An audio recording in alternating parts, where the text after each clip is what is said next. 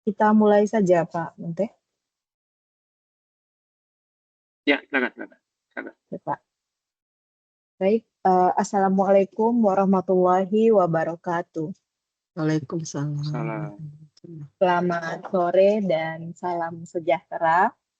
Yang terhormat Kepala KPPN Lubuk Sikaping, Bapak Syahrawi Munte. Yang kami hormati Ibu narasumber, Ibu Dr. Sri Mariati SEMSI.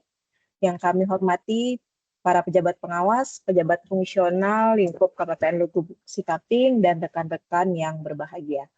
Baiklah, melangkah pada acara berikutnya, yaitu sambutan sekaligus pembukaan acara kita secara resmi yang akan disampaikan oleh Kepala KPPN Lubuk Sikaping. Kepada yang terhormat Bapak Syahrawi Munte, kami silakan. Ya, baik, makasih Bu Rima. Assalamualaikum warahmatullahi wabarakatuh. Pertama, yang terhormat Bu Sri Mariati, Bu Dokter ya Bu. Gimana sehat Bu?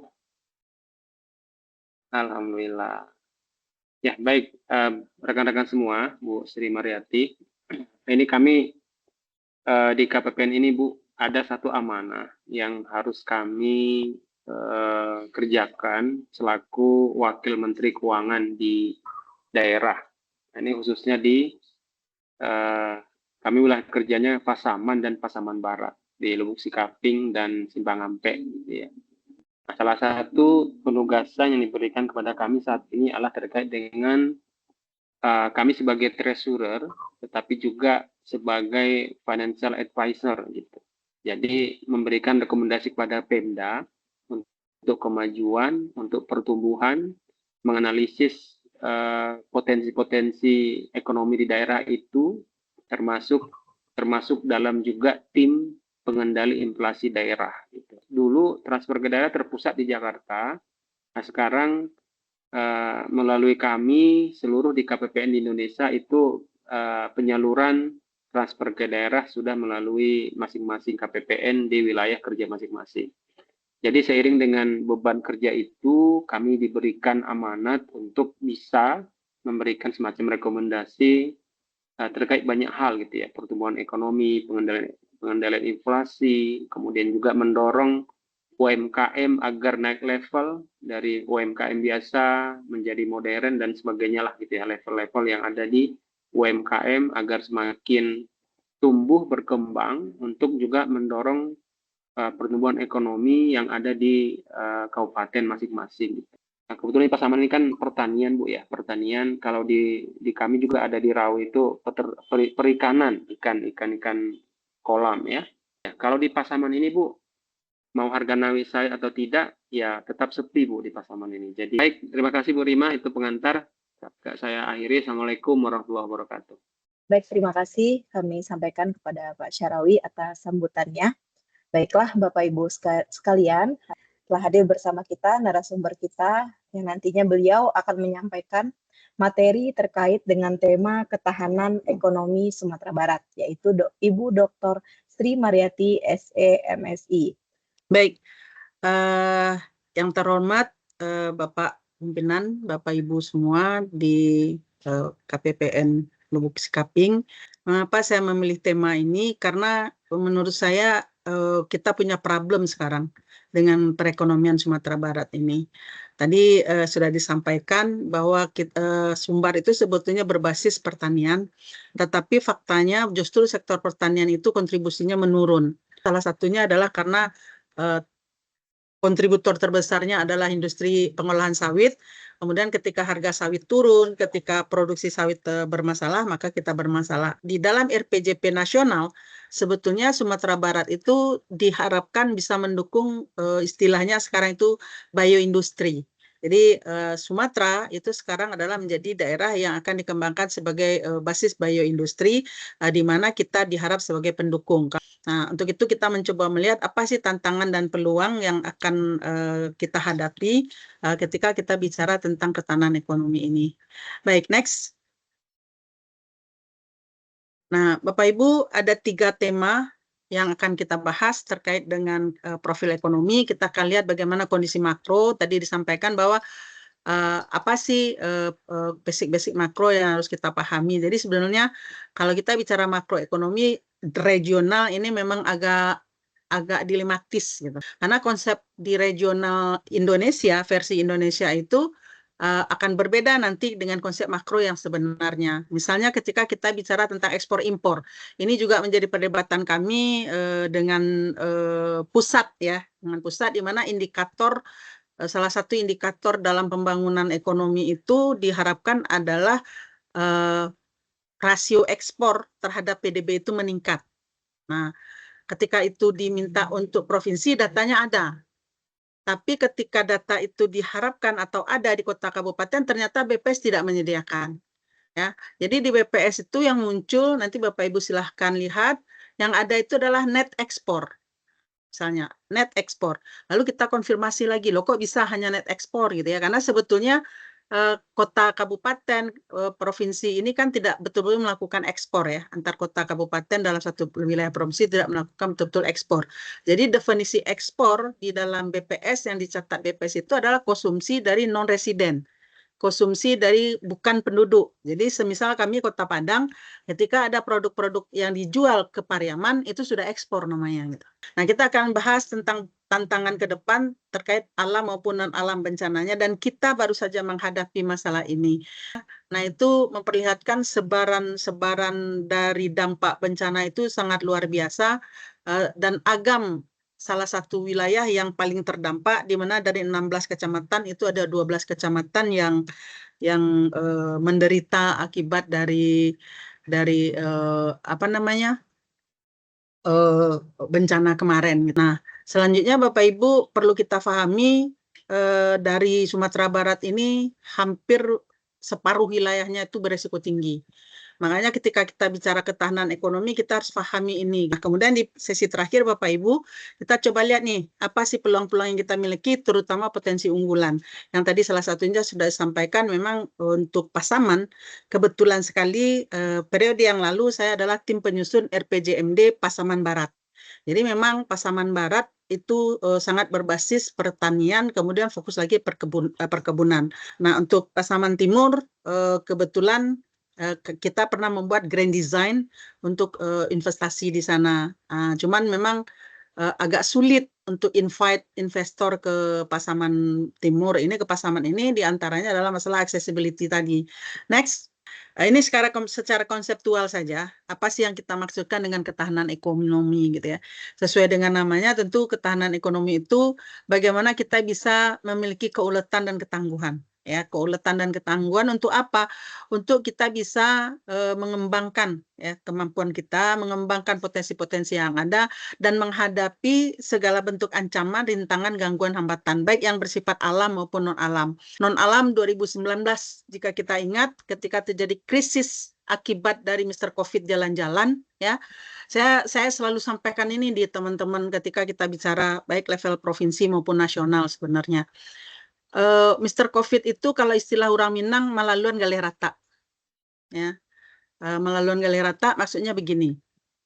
Kalau Bapak Ibu lihat perekonomian Indonesia dan perekonomian daerah mulai dari 2016 itu sebetulnya sudah ada tren penurunan untuk pertumbuhan. Nah, ketika Mr. COVID ini datang, itu tinggal melanjutkan saja gitu, ya, dan dampaknya itu akan sangat terasa. Di antara kita kota kabupaten yang paling merasa apa namanya kesulitan secara ekonomi ya, secara ekonomi itu adalah Padang Pariaman gitu. Pertumbuhan ekonominya itu drop kalau dimasukkan aspek transportasinya itu, ya, itu dropnya sampai 10%. Nah, jadi Bapak Ibu sekalian, ketahanan ekonomi sekali lagi kita tidak hanya melihat kepada bagaimana kondisi gangguan secara ekonomi saja, tetapi juga kondisi-kondisi lainnya. Bencana yang baru saja kita hadapi, misalkan, ini kami yang di Kota Padang. Bapak Ibu, kami sangat merasa terisolasi hari ini. Oke, silakan next. Nah, ini wujud yang harus kita hadapi, bagaimana kita bisa mewujudkan ketahanan ekonomi adalah memelihara stabilitas ekonomi, menciptakan kemandirian, mewujudkan kemakmuran. Jadi 3 hal ini. kan sederhana semua untuk kita ucapkan Bapak Ibu, tapi ini PR-nya luar biasa. Ketika kita bicara stabilitas ekonomi, itu ada unsur inflasi di sana, ada unsur tumbuh di situ. Nah, ekonomi itu unik gitu. Kita butuh kenaikan harga sebagai insentif dalam produksi. Tetapi kenaikan harga yang berlanjut kemudian terjadi untuk semua komoditas itu justru mengganggu stabilitas gitu. Ya. Nah, kemudian kemandirian Bapak Ibu di RPJP nasional hari ini kita diminta untuk bisa menjadi negara yang mandiri. Mandiri tidak hanya dalam arti kata finansial sebetulnya, dalam arti keuangan saja sebetulnya, tapi juga non finansial. Tadi sudah disampaikan bagaimana kita bisa mandiri secara ekonomi kalau daerah hari ini faktanya masih sangat tergantung sebetulnya. Walaupun kita bicara otonomi daerah hari ini, kalau kita bicara data pasti Bapak Ibu semua tahu. Nah, rata-rata kota kabupaten itu kemampuan keuangan daerahnya dibandingkan total belanjanya itu kan sekitar 25% paling tinggi. 25%. Kota Padang ini tertinggi di Sumatera Barat PAD-nya. Itu baru 26%. Nah, kabupaten-kabupaten itu justru ada yang hanya 5% Bapak Ibu PAD-nya dari total belanjanya. Tergantungnya terhadap transfer keuangan daerah sangat tinggi gitu. Ya, jadi sekarang daerah itu sebetulnya kalau boleh dibilang sesak nafas juga gitu. Ya, namanya DAU, tapi ada mandatory budget yang harus dipenuhi di situ. Ya, harus 10% untuk kesehatan, 20% untuk pendidikan, 20% untuk infrastruktur, tidak boleh 40% dari belanja gaji gitu. Nah, sementara PAD-nya sendiri itu sangat terbatas yang bisa mereka gali. Oke, next. Nah, ini juga masih konsep saja. Nah, tapi yang penting kita lihat di sini. Bagaimana kita bisa bertahan, inilah elemen yang harus ada. Ya, elemen yang harus ada. Jadi kita mulai dari efisiensi pengelolaan. Ya, efisiensi itu how to minimize the cost dalam teori ekonomi. Tetapi terkadang kita dihadapkan dengan kendala efektivitas akhirnya. Ketika kita semakin efisien, belum tentu semakin efektif juga gitu. Sehingga inilah perdebatan. Di dalam penyusunan anggaran dengan teman-teman di Pemda itu sering menjadi permasalahan bicara tentang money follow program dan money follow function. Sekarang pemerintah kan mengarahkan ke money follow program, bukan money follow function. Kalau sebelumnya kan money follow function. Ini loh tupoksi saya, duitnya harus segini gitu, ya. Jadi tim TAPD itu di dalam perencanaan daerah itu menjadi tim yang paling diserang dalam tanda petik ya dalam menentukan anggaran. Lalu masalah SDM Bapak Ibu ya, masalah SDM sampai hari ini harus kita akui SDM kita baik sebagai SDM pelaksana maupun SDM sebagai masyarakat itu perlu kita kita sadari masih memiliki keterbatasan ya. Kemudian terkait dengan perpajakan ya, kemampuan keuangan Bapak Ibu pasti tahu semua bagaimana Undang-Undang Keuangan Negara sebetulnya sangat ketat. Kita tidak boleh defisit anggaran belanja lebih dari 3%. Kemudian stabilitas sosial politik hari ini adalah tahun politik ya, luar biasa panasnya politik tahun ini termasuk dengan kita mengulang kembali pemilihan DPD hanya karena tuntutan satu orang yang kemarin gagal katakan begitu ya. Nah, perdagangan seperti saya sampaikan tadi, dalam dan luar negeri, ya, terutama untuk kita di daerah agak sulit kita melihat perdagangan luar negeri ini. Kemudian antar daerah mungkin kita bisa lihat nanti. Kemudian lokasi geografis, Bapak Ibu, lokasi geografis mau tak mau mempengaruhi semakin sulit tercapai satu daerah, sebetulnya akan semakin rentan daerah tersebut. Kemudian sumber daya alam. Ya, hari ini Bapak Ibu kita bicara tentang blue economics and green economics ya, ekonomi biru dan ekonomi hijau. Nah ini juga mengarah kepada bagaimana kita penguatan terhadap ketahanan ekonomi daerah. Untuk Pasaman ini mungkin untuk Pasaman saja itu lebih ke ekonomi hijau. Nah ini pembagian kewenangan kota, kabupaten, provinsi ini pun sekarang dilematis ini. Baik Bapak Ibu kita lanjut. Silakan. Nah, ini yang saya sampaikan tadi. Nah, kita hanya akan membahas pertumbuhan ekonomi, tingkat pengangguran, kemiskinan, ketimpangan, dan inflasi.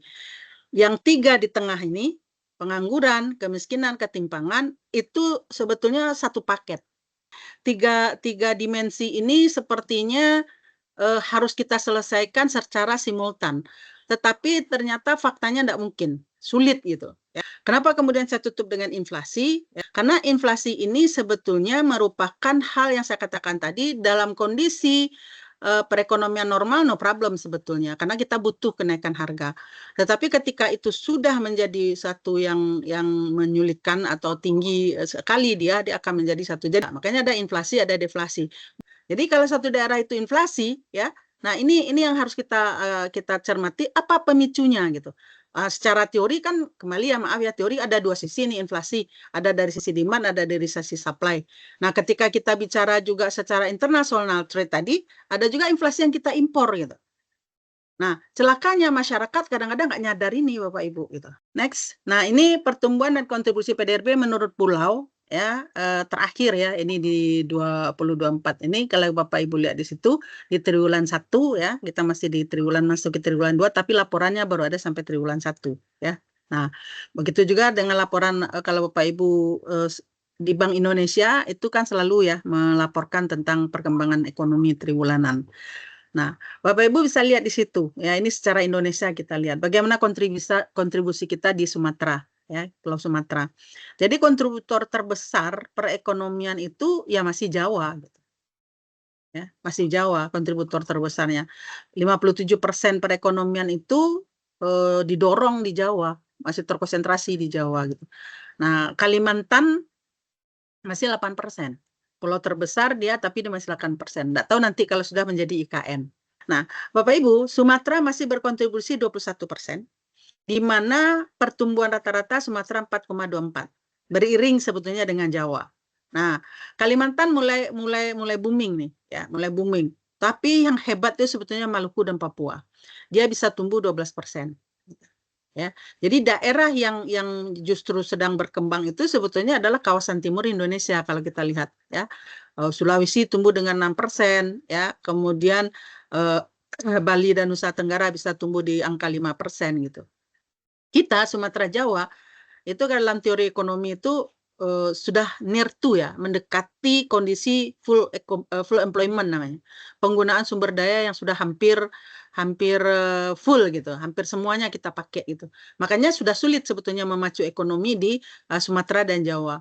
Nah, peluang-peluang peningkatan ekonomi itu justru ada di kawasan timur kalau kita lihat. Makanya di Papua bisa tumbuh, Papua Maluku itu bisa tumbuh 12 karena memang potensi-potensi masih bisa dikembangkan. Begitu juga dengan Kalimantan dan Sulawesi. Oke, next Bapak Ibu. Tolong. Nah, ini sumber pertumbuhan di dalam triwulan pertama kalau kita lihat ya. Sumatera itu sumber pertumbuhannya itu adalah pertanian kehutanan, perdagangan dan konstruksi. Konstruksi itu indikasi bahwa kita masih memang memperbaiki kondisi fisik ya. Pembangunan fisik di situ. Begitu juga dengan Jawa. Kalau Jawa itu lebih kepada perdagangan, informasi, komunikasi, dan konstruksi lagi. Bali Nusa Tenggara ya Bapak Ibu bisa lihat di situ ya, itu adalah penyediaan makan minum. Nah, ini indikasi bahwa Bali ini memang fokusnya itu ke pariwisata. Jadi ketika kita bicara pariwisata ini juga yang agak miris di kita dan provinsi sedang berusaha untuk menyusun statistik pariwisata. Jadi kita di dalam penyusunan perencanaan itu diharapkan ada indikator kontribusi sektor pariwisata. Tapi sayangnya di dalam PDRB itu explicitly menyatakan pariwisata kan tidak ada. Jadi dari 17 lapangan usaha yang ada di PDRB itu yang bisa kita indikasikan bersinggungan lah katakan atau mencerminkan kondisi pariwisata itu adalah memang akomodasi makan minum ini Bapak Ibu. Nah, makanya kita lihat itu salah satunya di Bali. Nah, Kalimantan kalau kita lihat apa sih yang menjadi penyumbangnya ya pertambangan karena memang mereka sekarang sedang kaya di sana. Mau bicara batu bara datang ke Kalimantan misalkan ya. Kemudian untuk daerah Sulawesi itu justru daerah industri. Nah, begitu juga Maluku dan Papua itu banyak di pertambangan dan perdagangan. Ya. Nah, ditambah lagi cara publikasi dari teman-teman di pihak BPS itu kan ada yang inflasi bulanan, ada yang inflasi tahunan gitu ya. Kalau kita bicara teori sebetulnya kan inflasi itu jangka panjang. Kenaikan harga di dalam jangka panjang gitu. Nah, tapi jangka panjang di sana juga tidak selalu berorientasi kepada periode waktu. Jangka panjang di situ juga dipengaruhi oleh komposisi input, juga dipengaruhi oleh komposisi pasar. Misalnya seperti itu, Bapak Ibu. Oke, kita coba lihat satu demi satu tentang profil ekonomi kita. Tapi ini adalah sebuah cermin, ini adalah wajahnya Indonesia hari ini gitu. Jadi kalau ingin membangun Indonesia hari ini, kita lihatlah kondisi yang seperti ini di keberagaman yang ada. Next. Nah, kita masuk ke spasial Sumatera, ya, ke Sumatera. Bapak Ibu lihat Sumatera Barat, ya, lihat Sumatera Barat. Sumatera Barat ini berkontribusi, ya, Sumatera Barat itu menyumbang 6,98% terhadap perekonomian Pulau Sumatera. Jadi kalau kita hitung sederhana ya Bapak Ibu, 10 dibagi 10, 100 dibagi 10, 10%. Ya, kalau kita bagi rata, ya, itu 10%. Jadi kita bisa menyumbang hanya 6,98. Artinya apa? Kita di bawah rata-rata. Siapa kontributor terbesar di Sumatera? Ternyata dari Sumatera Utara.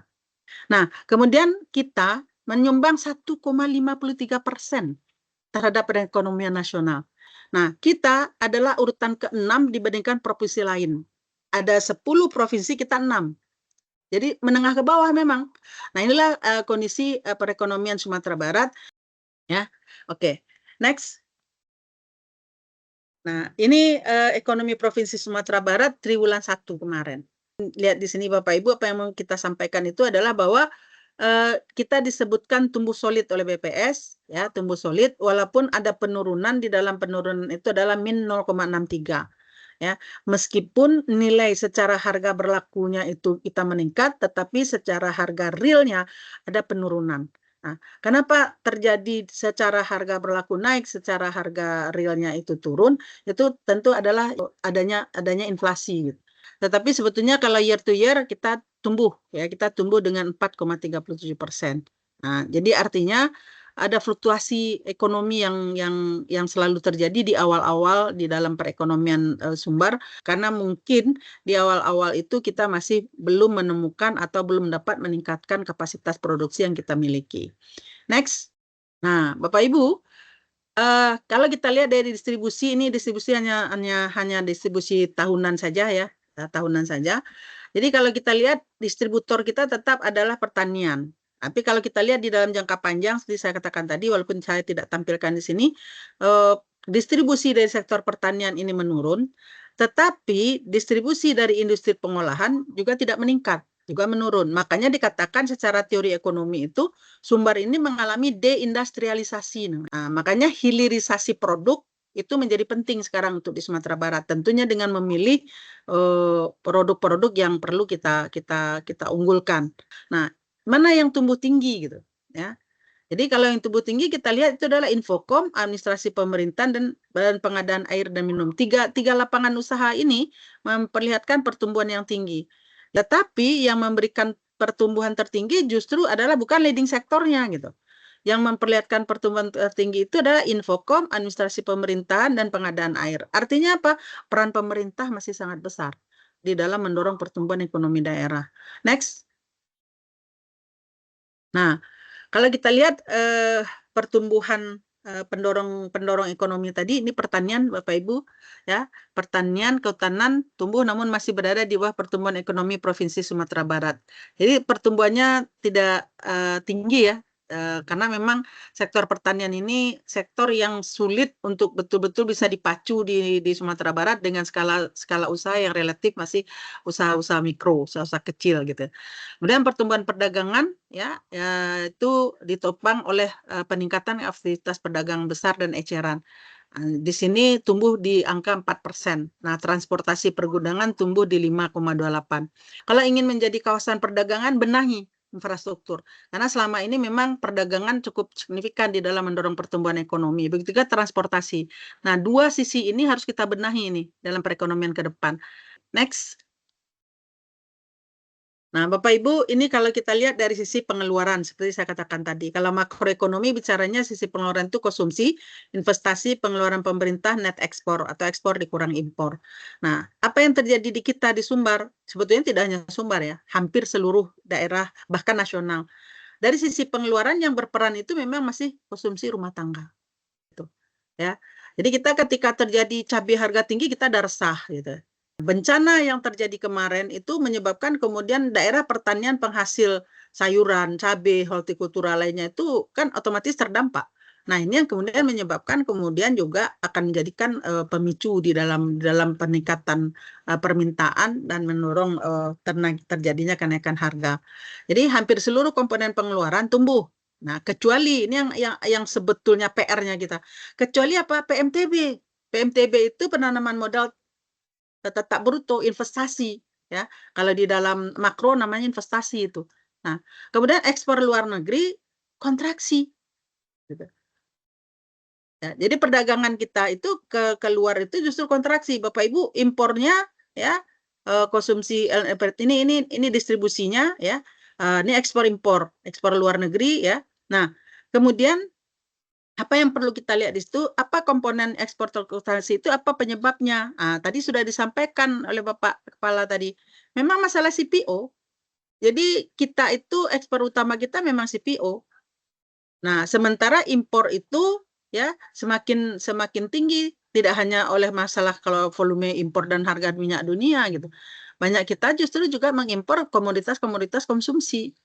Jadi kalau kita lihat pertumbuhan yang paling tinggi itu justru dikonsumsi LNPRT. Nah, ini wajah short run-nya. Oke, next.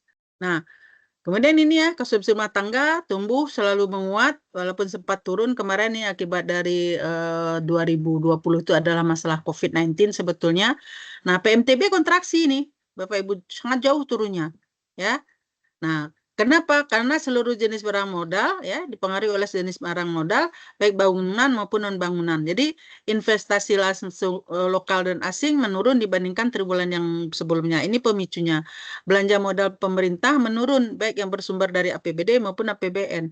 Nah, karena apa? Karena belanja kita lebih banyak kepada belanja konsumtif sebetulnya untuk pilkada, untuk segala macam itu pengeluarannya besar ya. Tetapi itu mengurangi belanja modal. Nah, kemudian ekspor turun signifikan, ya, seperti saya katakan tadi CPO menjadi penyebabnya. Nah, ini kondisi di dalam sisi pengeluaran. Ya. Jadi ekonomi ada sisi lapangan usaha atau sisi produksi. Kalau dalam teori kita menyebutnya ini adalah sisi pengeluaran. Dan memang kita di Indonesia, terutama di regional, tidak punya sisi pendapatan. Oke, next. Nah, ini kondisi dilihat dari sisi pengangguran. Kita berhasil menekan pengangguran karena target RPJPD kita 2025 di akhir 2025 itu ada 7,5%, tapi kita sudah berhasil menekan ya angka pengangguran itu sampai di 6,28 tapi masih di atas rata-rata nasional. Pengangguran tertinggi ada di tempat kami di Kota Padang.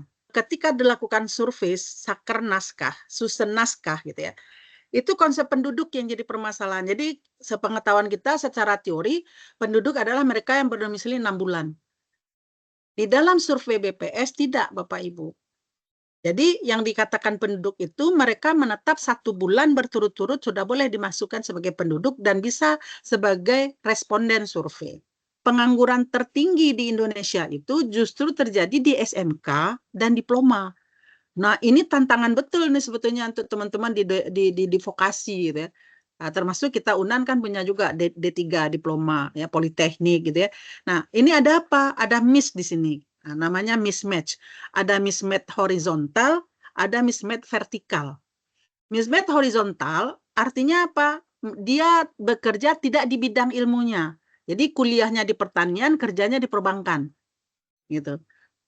Kuliahnya pertanian, kerjanya nanti misalnya di apotek gitu.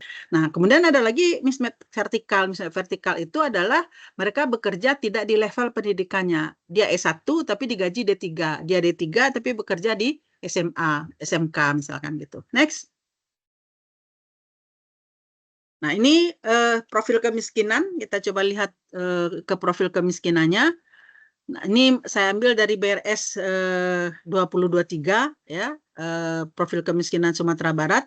Seperti ini kira-kira. Jadi persentase penduduk miskin dan perkotaan pedesaan itu lebih banyak memang di kawasan perdesaan. Next. Kita lihat profil kemiskinan di Indonesia untuk periode yang sama. Nah, hampir sama kondisinya bahwa di Indonesia itu justru tergantung ya daerahnya. Nah, kalau kita lihat di Sumatera, ya di Sumatera itu memang kemiskinan kita di perkotaan dan perdesaan berbeda. Next. membahas tentang yang sekarang sedang dibicarakan adalah masalah kemiskinan ekstrim sebenarnya. Nah, ini adalah saya coba melihat antara kota kabupaten. Ya, antara kita sering melihat dua variabel, jumlah penduduk miskin dan persentase penduduk miskin. Nah, kadang-kadang kita kan hanya tampilkan di persentase, tapi tidak lihat jumlahnya, gitu. Karena persentase itu yang sering menjadi fokus gitu. Nah, ketika kita lihat persentase, maka yang tertinggi masih di Mentawai. Persentase penduduk miskinnya tertinggi, dia daerah yang terkategori masih terbelakang, ya, tapi justru enggak mau keluar dari keterbelakangan karena banyak bantuan dari keterbelakangan ini gitu. Kalau Bapak Ibu lihat di situ, itu adalah secara persentase kemiskinan di Kota Padang. Kalau kita lihat persentasenya hanya sekitar 4%. Dan alhamdulillah kita bisa menurunkan dari waktu ke waktu. Walaupun sempat naik di angka 2021 akibat Mr. COVID lagi, selalu dikatakan seperti itu, kita sudah kembali turun di 4-17%. Nah, tapi kalau kita lihat dari angkanya, kita tertinggi. Ya, kita tertinggi. Ada 41.000 jiwa yang miskin gitu. Karena memang penduduk Kota Padang yang terbesar gitu. Nah, sekarang kami punya kerjasama dengan pesisir selatan untuk mengatasi kemiskinan ekstrim. Coba lihat Pasaman. Pasaman angka kemiskinannya 6,8%. Ya, memperlihatkan tren penurunan cukup signifikan walaupun kenaikan ada di 2021. Tapi penurunannya signifikan dari 748 ke 685. Lalu turun 680. Nah, kalau kita lihat angkanya secara angka itu ada sekitar 20.000 penduduk miskin di Kabupaten Pasaman saja. Nah, bandingkan dengan Pasaman Barat ya, itu Pasaman Barat lebih banyak 31 ya, 31, tetapi secara persentase Pasaman Barat itu 6,9. Next, kita fokus 2024 ini sebetulnya Pak Jokowi pengennya kemiskinan ekstrim itu 0%. Nah, apa itu kemiskinan ekstrim? Kemiskinan ekstrim itu adalah mereka yang berada di income $1,9. Jadi istilahnya cukup untuk makan, Bapak Ibu, ya, kurang dari $2. Jadi penduduk miskinnya itu yang ekstrim itu, ya, kemiskinan ekstrim itu kalau kita kemiskinan 9,36%, tapi yang ekstrim itu di 1,12. Makanya itu Maret 2023. Makanya di 2024 itu harus 0. Nah, kita lihat sumbar itu untuk jumlahnya ya, untuk jumlah dalam ribu jiwa itu kita masih punya sekitar 43 ya, 43.000 jiwa yang terkategori miskin ya di Sumatera Barat gitu. Nah, kalau dilihat Kabupaten Pasaman, Bapak Ibu bisa lihat di situ ya, angka kemiskinan ekstrim kita ya, Pasaman itu sudah cukup rendah. Baru tinggal hanya 710.000 ini 710 ya 710. Ini rendah. Tapi pesisir selatan itu masih tinggi. Angkanya di 2.171. Tapi profil dan karakteristik rumah tangga miskinnya itu harus kita kaji untuk kita bisa keluarkan mereka dari kemiskinan ekstrimnya gitu. Kalau memang target kita zero untuk extreme poverty ini. Oke, next. Ya. Nah, kita masuk ke ketimpangan, Bapak Ibu, ya. Memang datanya masih yang dipublish itu masih Maret 2023, ya, Maret 2024 belum ada publikasinya. Nah, saya membandingkan dua angka. Bapak Ibu lihat, Sumatera Barat itu 0,28, jadi tidak timpang. Dibandingkan nasional. Kalau 0,4 saja, itu kategorinya sudah tinggi ketimpangannya. Jadi kalau kita lihat nasional itu, ya, kita lihat nasional itu yang 0,4 itu ada di kawasan perkotaan. Di kawasan perdesaan itu 0,3. Jadi timpangnya itu lebih tinggi di perkotaan. Jadi Bapak Ibu sekalian, untuk ketimpangan seperti kita sampaikan tadi, sepanjang ada pengangguran, ada kemiskinan, pasti ada ketimpangan. Cuma ini perlu juga kita catat gitu. Di Indonesia ini dihitung tidak dari pendapatan, Bapak Ibu. Jadi Gini rasio Indonesia itu dihitung dari pengeluaran. Karena memang kita masih masyarakat yang berpendapatan middle trap kita itu ya, menengah ke bawah, itu memang orientasinya masih ke konsumsi, Bapak Ibu. Makanya kontributor inflasi tertinggi itu ya kita masih di makanan dan minuman ya. Ini kalau untuk Sumatera Barat menonjol sekali gitu. ya, untuk Sumatera Barat. Nah, tapi kalau untuk di nasional pun di periode yang sama kita inflasi kita 0,51 ya, nasional 0,003 ya, nasional 0,03. Nah, itu didorong oleh harga beras. Jadi nasional itu harga berasnya turun. Ya. Harga berasnya turun, harga dagingnya turun gitu, ya. Nah, sementara komoditas penyumbangnya untuk year on year ini kan mantuman ya. Year on year-nya tetap juga beras. Jadi kalau kita lihat memang bahan kebutuhan pokok inilah yang memicu inflasi di negara kita, terutama di Sumatera Barat gitu. Marginal propensity to konsumsi kita itu masih tinggi ke arah memang konsumsi bahan kebutuhan pokok masih gitu. Inilah yang kemudian memang oleh tim pengendali inflasi ya perlu diperhatikan tentang kebutuhan-kebutuhan pokok, stabilitas harga kebutuhan pokok, karena inilah pemicunya di dalam inflasi di daerah. Nah, itu terkait profil. Next, kita lihat bagaimana tantangan ekonomi ke depan. Nah, kita berhadapan pada area yang kita sebut dengan Fukabani. Dia sering disebut dengan istilah ini, Fukabani. Apa itu Fukabani? Bahwa perekonomian kita saat ini adalah sangat mudah cepat berubah. Kenapa? Kita tidak bisa Bapak Ibu sekarang mengisolasi diri. Ya, karena faktor pengembangan ilmu dan teknologi sekarang itu yang sangat pesat, itu mempengaruhi sebetulnya behavior, perilaku, aktivitas ekonomi. Nah, Bapak Ibu kalau lihat sekarang gaya hidup, kita bicara gaya hidup ya, gaya hidup masyarakat, anak muda terutama. Di mana-mana tumbuh kafe, itu adalah bentuk dari gaya hidup sebetulnya.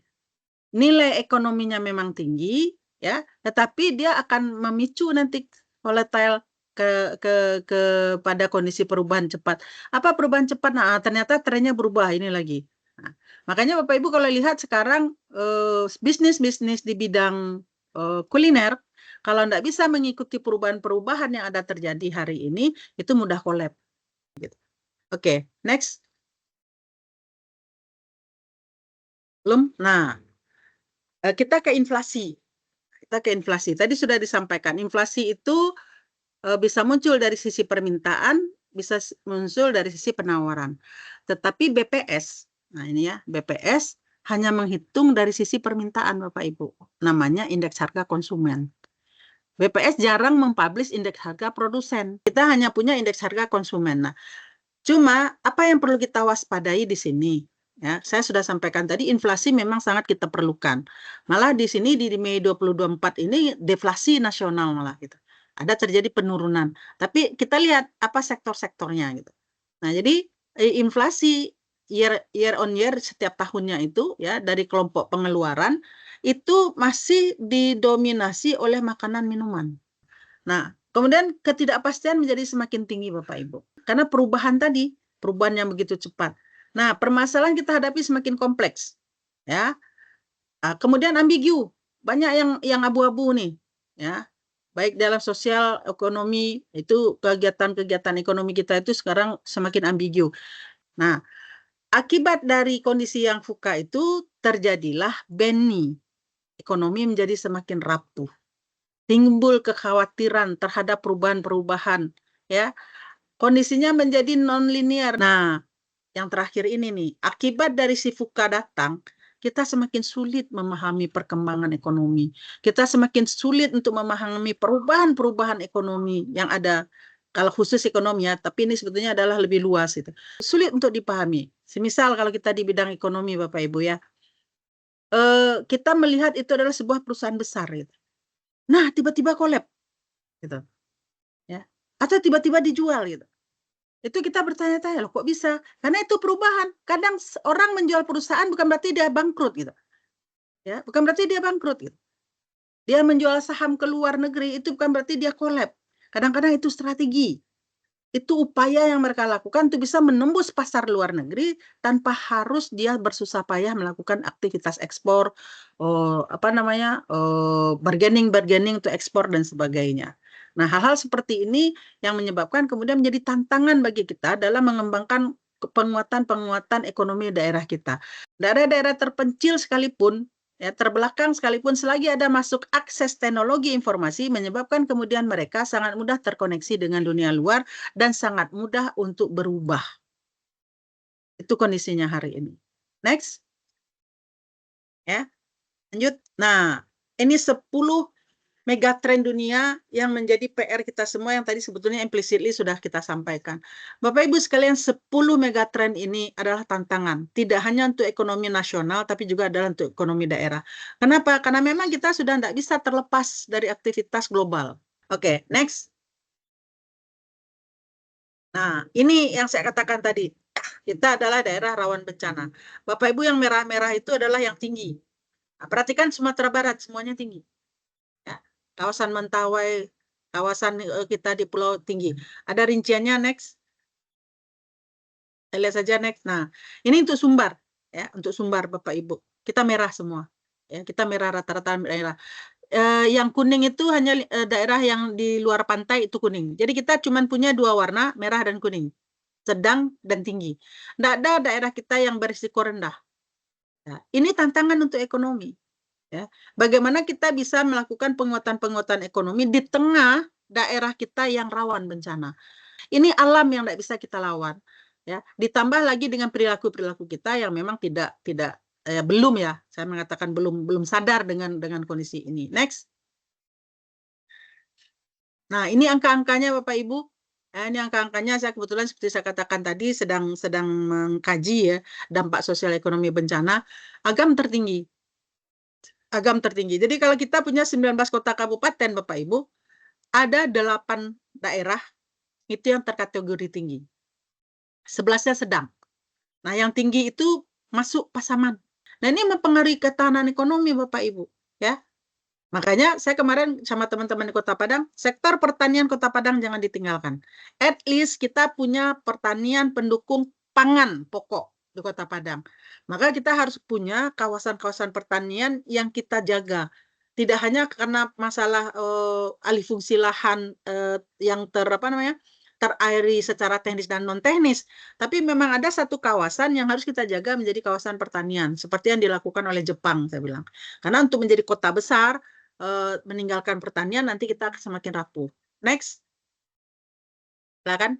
Nah, ini prinsip-prinsip penanggulangan bencana yang harus kita kembangkan, ya. Tetapi walaupun sudah diatur oleh undang-undang, faktanya di lapangan Bapak Ibu, kemarin mungkin kita juga merasakan bagaimana kondisinya, ya. Yang terjadi di lapangan itu sebetulnya selalu adalah adanya miskomunikasi. Kalau saya mengatakan miskomunikasi. Kita begitu terjadi bencana, grebek datang semua, ya. Kemudian akhirnya tidak ada koordinasi yang tepat, ya, untuk bagaimana mengatasi bencana tadi. Sehingga penanggulangan bencana itu menjadi PR untuk kedepannya. Next, Bapak Ibu. Nah, ini sistem penanggulangan kita mungkin tidak bahas banyak, tapi at least inilah kondisi siklus yang harus kita hadapi. Nah, kelemahan kita di prabencana. Ya, kelemahan kita itu di prabencana. Di saat bencana itu kita rame-rame itu. Nah, pasca bencana biasanya udah mulai juga kayak sekarang tinggal pemerintah aja yang kerja di lokasi bencana gitu. Untuk daerah yang kemarin bencana di Agam sampai hari ini relokasi belum clear untuk dilakukan. Lanjut. Ini skemanya, ya, mulai dari pengenalan dan pengkajian seperti saya katakan tadi. Ini tahapan-tahapannya sudah ada, tetapi pelaksanaannya yang masih sangat-sangat terbatas. Tidak hanya karena keterbatasan SDM-nya di BPBD, tetapi juga keterbatasan dari pemahaman masyarakat sendiri. Next. 4 hal penting untuk mitigasi tersedianya informasi. Nah, ini yang kita masih terbatas Bapak Ibu, tersedianya informasi peta kawasan rawan bencana. Kalaupun adanya di BPBD, adanya di BPWN pusat. Nah, daerah-daerah sangat jarang.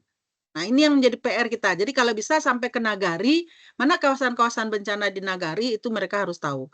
Kemudian sosialisasi, penyelamatan, sampai kemudian pengaturan kawasan rawan. Lanjut. Nah, ini kita punya peluang. Ya. Tadi kita bicara tantangan, sekarang peluangnya apa? Kita tangkap apa yang menjadi unggulan-unggulan kita. Sumatera Barat itu saya menghitung dari sisi LQ, ya, dari sisi LQ itu memang masih unggul dia, ya, di kategori pertanian ini. Kita unggul di pertanian, perdagangan besar, transportasi yang nilainya di atas 1 Bapak Ibu, kemudian informasi dan komunikasi, ya. Kemudian jasa keuangan dan asuransi. Jadi yang berpotensi itu adalah yang nilainya di atas 1. Jadi ini yang saya katakan tadi. Jadi pertanian itu memang dia kontributornya besar, kontribusinya besar, tapi ternyata kecenderungannya menurun sekarang. Next. Ya. Silakan lanjut. Nah, ini lapangan usaha per kawasan. Kalau kita lihat pertanian, kehutanan, perikanan itu unggul di Kabupaten Mentawai, Pesisir Selatan, Solo, Tanah Datar, 50 kota, bahkan Pasaman masuk di sini. Ini adalah daerah-daerah yang unggul di sana. Kami sudah hitung. Nilai tertingginya itu ada di Kepulauan Mentawai, Bapak Ibu. Tapi bukan berarti kemudian Mentawai itu paling unggul di pertanian, enggak. Karena itu nilai relatif. Tapi artinya ini potensi yang bisa dikembangkan. Nah, ini pertambangan penggalian, satu-satunya kota yang punya kekuatan di tambang itu adalah Kota Sawalunto. Walaupun sekarang sebetulnya sudah mulai ya hampir hilang lah, ya hampir hilang. Tuh. Kemudian kalau industri untuk kota itu masih Kota Padang dan Sawalunto, ya. Tetapi kalau Bapak Ibu lihat di situ industri pengolahan Kabupaten Pasaman Barat itu juga potensial, ya, juga potensial. Nah, pengadaan listrik dan gas Sawalunto dan Kota Bukit Tinggi potensial. Kenapa? Karena memang di situ daerah-daerah yang dikembangkan sebagai kawasan wisata, otomatis tentu permintaan terhadap listrik dan gasnya juga tinggi, gitu.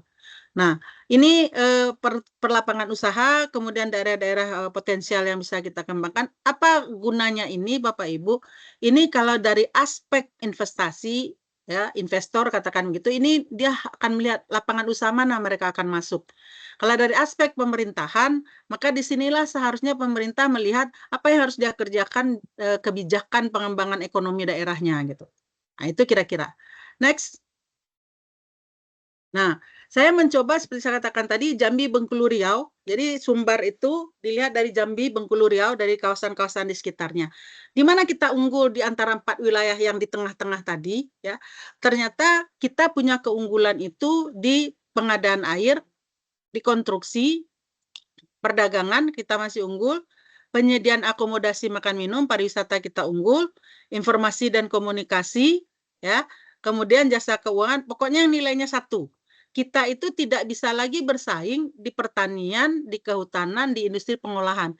Jadi memang 3 lapangan usaha ini kita kalah di kawasan antara Sumbar, Jambi, Bengkulu, Riau.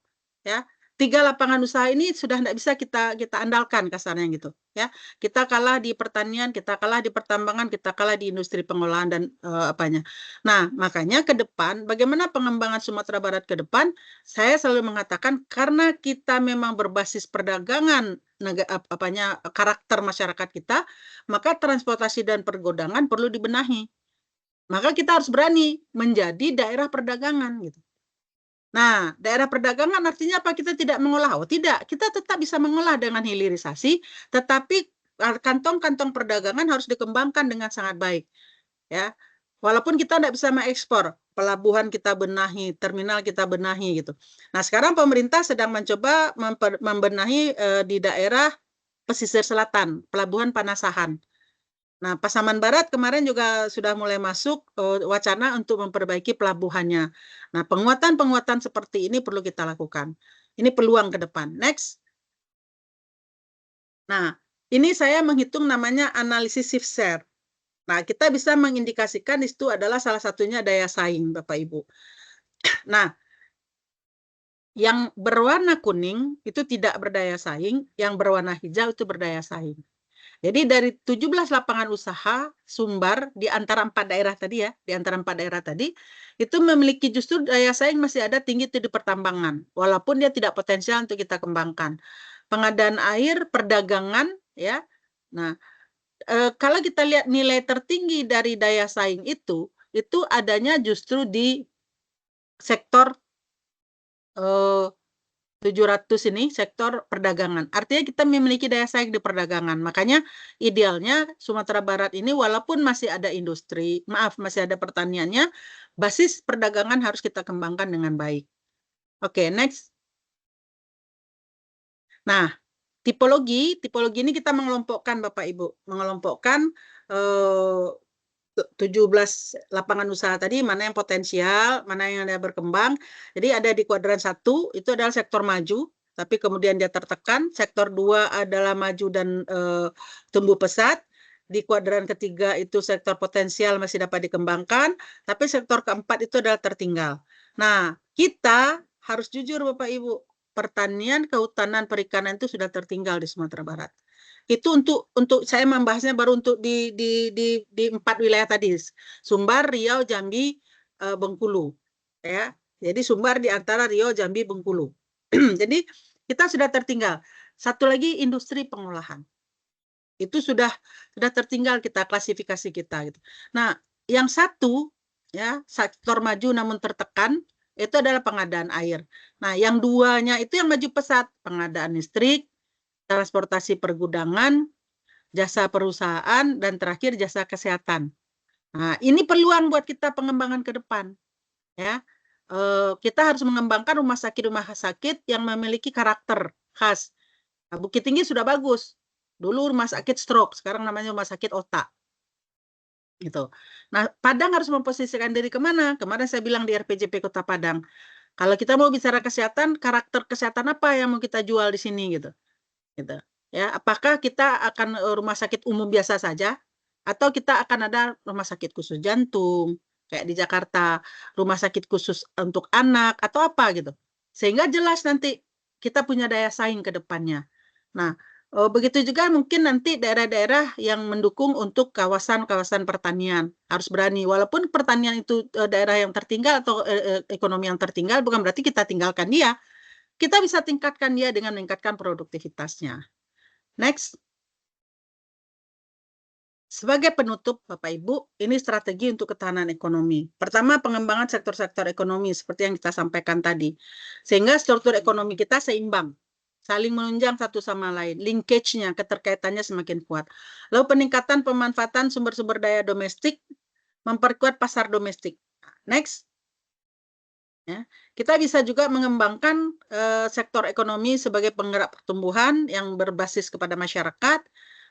Kemudian pemerataan pembangunan pasti memperkuat pembentukan knowledge based society. Ya, ini human capital. Bapak Ibu, di RPJM nasional kita tidak pakai IPM lagi. Ya, tidak pakai IPM karena World Bank sekarang sudah mengenalkan namanya Human Capital Index. Indeks modal manusia. Tidak lagi pembangunannya, tapi modalnya manusianya seperti itu. Tapi karena kota kabupaten belum punya, maka kita pasti pakai IPM. So, memperkuat pembentukan human capital supaya apa? Supaya ada knowledge based society, masyarakat yang punya pemahaman pengetahuan gitu ya. Kemudian perluasan peningkatan kualitas institusi, good governance, ini sudah lama kita kenal. Next.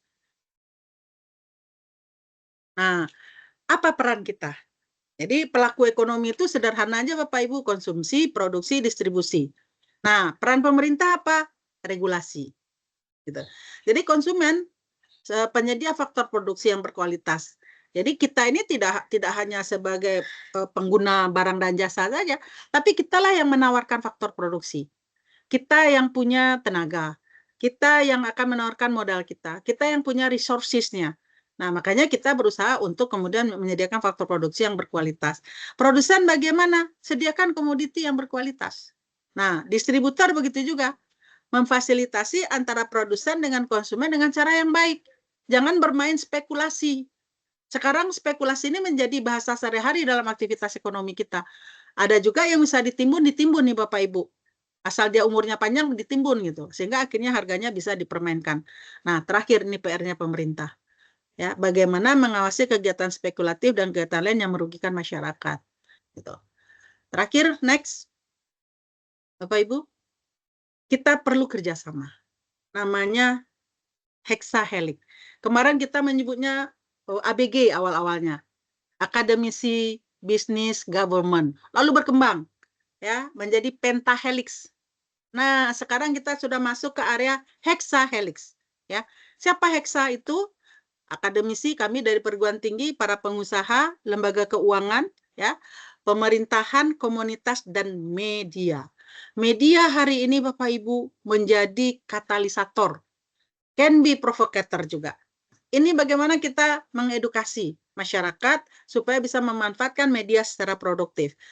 6 komponen ini Bapak Ibu, inilah yang harus bekerja sama satu sama lain untuk bisa melakukan penguatan ekonomi. Terakhir, itu yang bisa kita sampaikan. Masih ada waktu mungkin menjelang maghrib untuk kita bisa berdiskusi. Saya kembalikan kepada Ibu Mira. Banyak maaf. Assalamualaikum warahmatullahi wabarakatuh. Baik, terima kasih sekali lagi kepada Ibu Dr. Sri atas materi yang disampaikan. Sangat bagus ya Bu ya, sangat menambah wawasan kita semua dan sangat komprehensif juga gitu materi yang Ibu sampaikan, sehingga tidak terasa ini ternyata udah lebih 1 jam ya Bu ya. Tapi kami sangat menikmati lah apa yang Ibu sampaikan gitu. Nah mungkin iya bagi Bapak Ibu dan rekan-rekan sekalian, untuk selanjutnya mungkin kita akan mengadakan sesi diskusi. Silakan bagi Bapak Ibu yang ingin menanggapi atau memberikan pertanyaan, saran dan masukan terkait dengan ketahanan ekonomi Sumatera Barat. Nah, disilakan. Baik, mungkin siapa dulu Bapak Ibu rekan-rekan sekalian? Baik, makasih Bu Mira, Bu Rima ya. Baik, silakan Pak. Ya, baik, makasih Bu nih. Rasanya Bu ya, tadi saya sangat antusias Bu mengikuti paparan Ibu tadi, banyak informasi-informasi yang sangat bermanfaat. Tapi kayaknya ke depan ini nggak bisa 1 jam nih Bu Rima ya. Kita harus dari pagi nih sampai siang 3 jam gitu. Iya Bu, karena saya tadi lihat datanya sangat detail gitu ya, dan juga melihat pergerakan ekonomi, kemudian tadi banyak indeks-indeks yang disampaikan, kondisi pasaman dan dibandingkan dengan nasional. Ini rasanya memang masih banyak tugas kita Bu ya, tugas yang harus kita kerjakan begitu. Nah, kami di pemerintahan ini kan tadi Ibu sudah menyampaikan kita sebagai regulator lah dari sisi kebijakan, dari sisi mungkin pengarahan gitu Bu ya. Kita mendorong pelaku usaha, kemudian juga ya minimal bisa mengajak kerjasama kolaborasi Bu ya dengan Pemda, dengan pelaku usaha. Nah, kebetulan kami kan memang salah satu tugasnya itu tadi sampaikan di awal Bu, mengawal atau pembinaan UMKM. Ya, karena kepala kanwil kami Bu Sukri ya, mungkin Ibu kenal kali Bu ya, Bu Sukri ya, kepala kanwil. Nah, beliau itu sangat intensif sekali dan masif lah pergerakan untuk mendorong UMKM bisa berkembang lebih maju lagi dan memunculkan banyak UMKM. Karena kita juga yakin kalau UMKM-nya semakin banyak, sepertinya bisa mendorong pertumbuhan ekonomi gitu Bu ya. Tadi ada satu yang agak menggelitik Bu dari perhitungan pertumbuhan ekonomi tadi Bu ya. Itu kan ada consumption, ada PMTB, pembentukan modal bruto tetap, modal tak bruto, kemudian ada government spending. Nah, di sini pembentukan modal tetap bruto ini kan contoh pembangunan infrastruktur Bu ya, gedung, bangunan, kemudian jalan mungkin ya. Itu cara menghitungnya agak sedikit. Tadi saya terpikir gimana cara membagi gitu atau mengidentifikasi consumption oleh masyarakat dengan government spending, karena kan di kami government spending itu termasuk belanja pegawai Bu. Belanja pegawai itu kan nanti masuk ke orang-orang, termasuk pegawai yang belanja gitu Bu ya. Itu akan menjadi konsumsi juga gitu. Mereka akan setelah mereka terima gaji, mereka akan belanja macam-macam gitu Bu. Nah, itu apakah itu jadi double, kalau di kami, saya kebetulan accounting Bu ya, akuntan, jadi apakah double accounting, kita keluarkan dari government spending, kemudian masuk ke pegawainya, lalu dia belanja masuk ke consumption gitu Bu. Jadi seolah-olah kayak double accounting, termasuk PMTB tadi Bu. PMTB tadi kan pasti ada kontribusi pemerintah, ada belanja modal gitu. Nah, tadi saya lihat juga government spending itu kan kontribusinya cuma 7,8% gitu Bu ya. Artinya tidak terlalu berdampak signifikan terhadap pertumbuhan ekonomi. Yang sangat besar ternyata adalah consumption masyarakat gitu Bu. Mungkin itu dulu Bu. Nanti kayaknya nih kita agendakan lagi Bu Sri Mariati ya, Bu Rima ya. Saya penasaran Ya, banyak Pak. ini. Tapi kan Ini sudah jam 6. Mungkin itu Oke, dulu, Pak. Bu. Ya, Bu jadi Marati. kemarin ini juga yang kita diskusikan dengan BPS, Pak. Kebetulan saya ke bagian indikator PMTB ini di provinsi, Pak. Jadi target nasional itu menurut saya aneh. Tiba-tiba kita diminta menurunkan PMTB, rasio PMTB terhadap PDB gitu ya. Kalau secara teori untuk daerah ingin maju itu rasio investasinya itu at least 20% gitu. Kalau kita ingin menjadi daerah maju, at least 20% investasi dari PDB itulah untuk modal untuk tumbuh. Karena investasi itu punya multiplier effect gitu kan. Nah, sementara nasional mentargetkan kita itu justru ke depan itu makin kecil PMTB-nya gitu terhadap PDB gitu. Nah, maka saya tanyalah ke BPS, rasional enggak ini? Nah, BPS bilang tidak, karena kita memang masih sangat membutuhkan. Jadi memang betul seperti Bapak, PMTB itu penanaman modal bruto itu memang investasi-investasi atau penanaman modal yang dicatatkan oleh BPS. Jadi nanti mungkin bisa Bapak Ibu juga hunting ya, di BPS itu ada namanya Sirusa. Sirusa itu membahas tentang konsep-konsepnya gitu. Jadi memang PMTB itu pengeluaran modal yang umurnya lebih dari 1 tahun ya, dan tidak merupakan barang konsumsi. Jadi memang modal saja, Pak.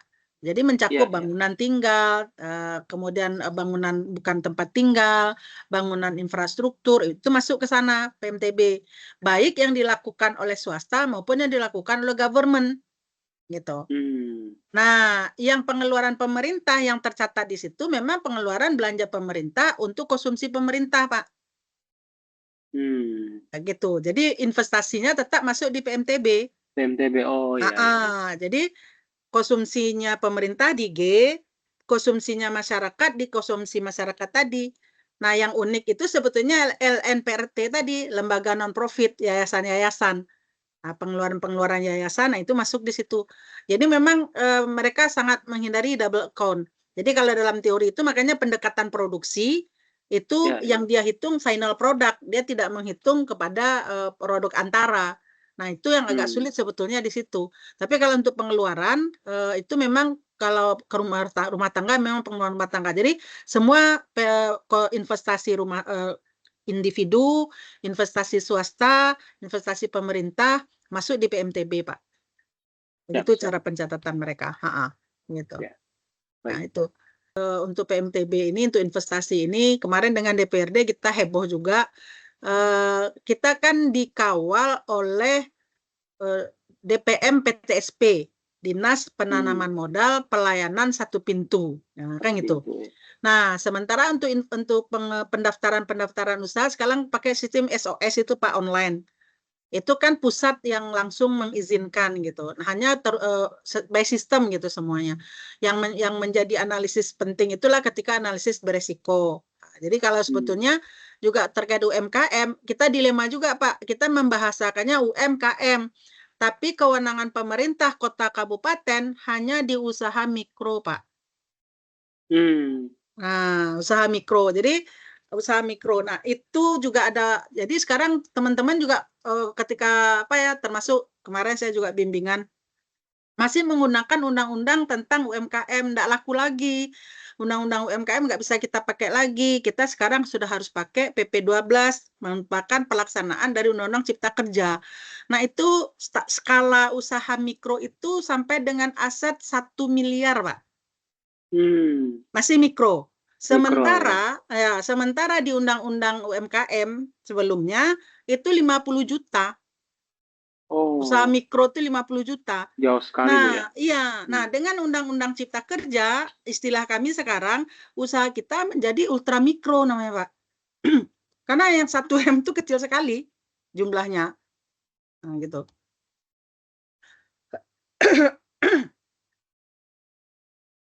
Bisa ini Pak, kayaknya kaku. Halo?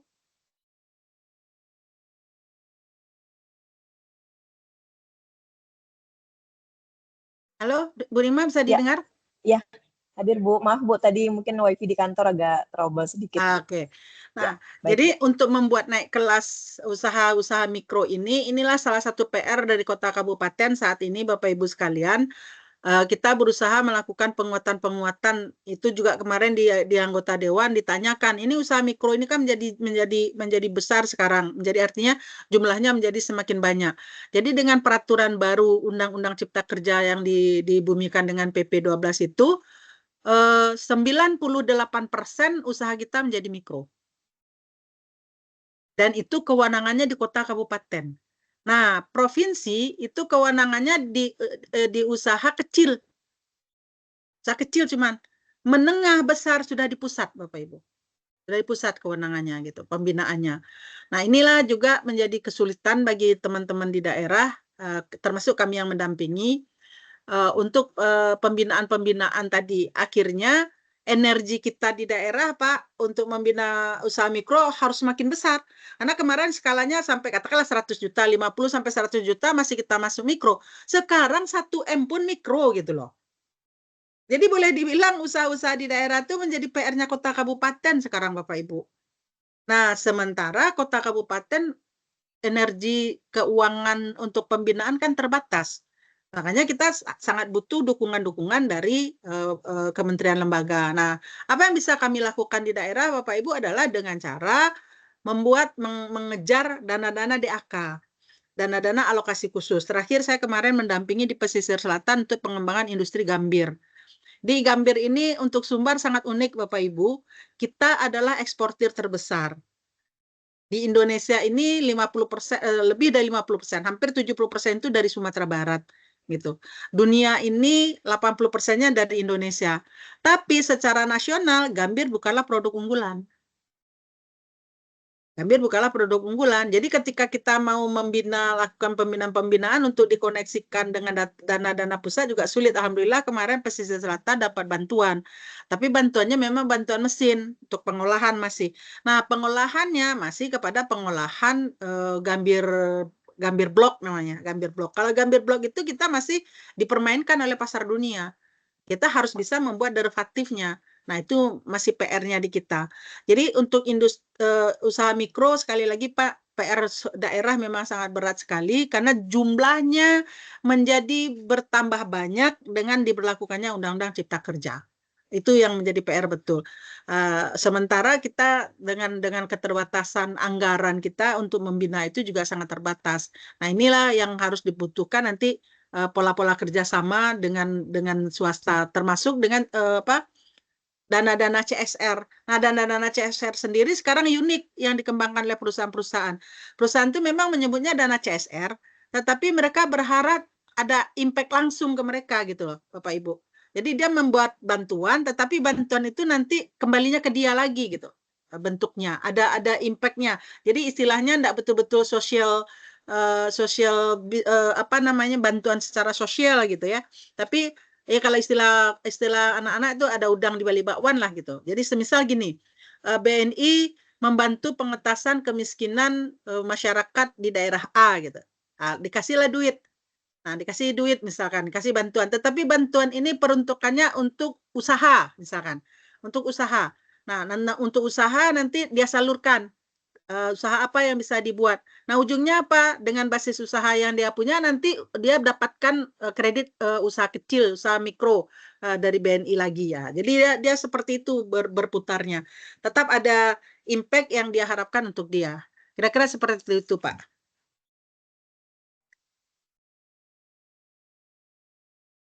Ya, makasih Bu, menarik. Yuk, sama-sama. Baik, terima kasih Ibu atas penjelasannya, atas tanggapannya. Mungkin masih kita buka sesi tanya jawab selanjutnya sebelum waktu maghrib datang. Pada Bapak Ibu, apakah ada tanggapan ataupun pertanyaan?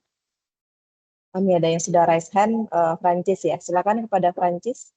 Terima kasih atas kesempatannya Bu Rima. Saya langsung aja ya Bu, takutnya nanti nggak sempat. Untuk menghadapi tantangan VUCA tadi Bu terhadap ketidakpastian, kan itu menghasilkan dampak kekhawatiran kita ya Bu terhadap gejolak harga bahan pangan di pasar gitu. Contoh kecilnya ya pasar yang kita jalani ya Bu untuk membeli bahan pangan untuk memasak. Kira-kira untuk menghadapi kartel ya Bu, kira-kira ada nggak kebijakan pemerintah daerah dengan sinerginya dengan pihak intelektual, lalu lembaga keuangan tadi yang berfungsi untuk menguatkan pengawasan dan penegakan hukum terhadap praktik monopoli pasar, Bu, pada sektor pertanian yang memang benar-benar berjalan secara langsung dan kiranya tegak gitu, Bu. Untuk itu sih, Bu, untuk asas keadilan yang juga kiranya bisa mengendalikan inflasi dan deflasi tadi, Bu. Mungkin itu aja, Bu. Terima kasih, Bu. Oke, baik, kita jawab langsung. Jadi Pak, kalau untuk pengawasan kartel sebetulnya di Indonesia kan memang sudah sangat jelas itu fungsi dari Komisi Pengawasan Usaha. Tapi untuk di daerah itu salah satu PR juga bagi kita yang termasuk di dalam tim pengendalian inflasi. Nah, kalau dengan kami, dengan perguruan tinggi, kebetulan kalau dengan UNAN ya Pak ya, dengan UNAN kami kan punya lembaga-lembaga seperti kalau untuk pertanian itu kita punya lembaga pengabdian, kita punya lembaga yang paling dekat dengan pertanian itu sekarang adalah namanya Development Center, Pak. Nagari Development Center. Nagari Development Center itu salah satu tugas kami di situ adalah pengawalan-pengawalan kepada distribusi produk gitu. Ya, pada distribusi produk. Jadi kami membantu petani-petani melalui Bumnak dan sebagainya untuk distribusi produk ini berjalan dengan baik dan menghindari, tapi ini yang PR yang berat betul sebetulnya dan yang kami rasakan gitu. Mengurangi aktivitas spekulasi dari pedagang-pedagang pengempul. Nah, jadi kita itu masyarakat kita itu masih sangat mudah sama pedagang pengempul karena pedagang pengempul ini yang selama ini berkomunikasi dengan mereka, jadi merubah fungsi dari pedagang pengempul ini yang masih sangat sulit kami lakukan. Itu pengalaman di lapangan saya dengan teman-teman di NDC ya, Nagari Development Center. Jadi kita bekerja sama dengan beberapa Pemda yang kita sepakati, salah satunya misalnya dengan Tanah Datar. Itu kita membina desa-desa, membina nagari-nagari, terutama nagari penghasilnya itu, bagaimana kita bisa mendistribusikan produk mereka itu ke pasar ya, kemudian menjaga terjadinya spekulasi, karena yang melakukan spekulasi ini ya pengempul tadi gitu. Nah, sementara biasanya pengempul inilah yang lebih dekat ke mereka. Sistemnya kalau pengempul itu kan jemput bola, Pak. Mereka yang datang. Jadi begitu nampak barangnya itu dia langsung datang, langsung dia kasih borok uang muka. Itu permainan-permainan di lapangannya. Nah, petani kita adalah petani berskala kecil, skala mikro. Malah kadang-kadang dia dijerat dulu nih Pak dengan duit-duit itu.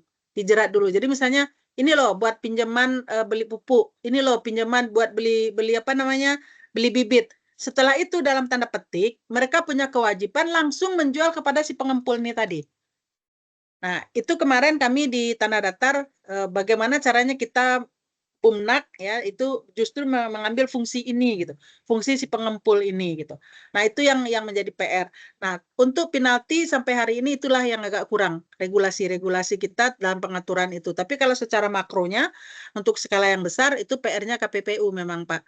Jadi kerjasama kita mungkin masih terbatas untuk masalah ini, tetapi setidaknya kita berupaya untuk selalu bagaimana harga-harga komoditas pokok itu bisa terkendali. Nah, salah satu PR dari tim pengendali inflasi adalah untuk mengawasi harga-harga dan ketersediaan barang-barang kebutuhan pokok. Mungkin itu gambaran sementara, Pak. Itu mungkin sementara, Bu Rima. Baik, terima kasih Ibu. Mungkin demikian ya Bapak Ibu ya untuk sesi diskusi kita. Kita sudahi saja untuk sesi diskusinya. Saya yakin sih masih banyak nih Bapak Ibu yang ingin sebenarnya bertanya maupun berdiskusi ya. Cuman karena waktunya ini kurang pas ya, sudah mau mendekati maghrib gitu. Baik, terima kasih. Assalamualaikum warahmatullahi wabarakatuh. Waalaikumsalam warahmatullahi wabarakatuh. Terima kasih Bu Sri. Ya, sama-sama. Makasih Bu, makasih banyak Bu. Ya, sama-sama Pak. Nanti ketemu lagi. Insya Allah kita akan besok kalau Bu Iskapin diganggu Pak. Siap Bu, siap. Bu. Kita bertukar informasi nanti Bu. Oke, siap. Ya, izin live ya. Ya, makasih Bu. Yuk, Assalamualaikum. Waalaikumsalam. Selanjutnya kita bisa undang Ibu lagi untuk menjadi narasumber kegiatan FGD kita ya Bu ya di triwulan selanjutnya. Luar biasa ya Bu ya materinya yang sudah disampaikan. Kami sangat mengapresiasi atas kesediaan Ibu untuk meluangkan waktu di sela-sela kesibukan Ibu untuk memberikan materi di kegiatan FGD kami kali ini. Ya, baik, terima kasih sekali lagi Bapak Ibu semua atas partisipasinya yang sudah menyimak dari awal sampai akhirnya kegiatan.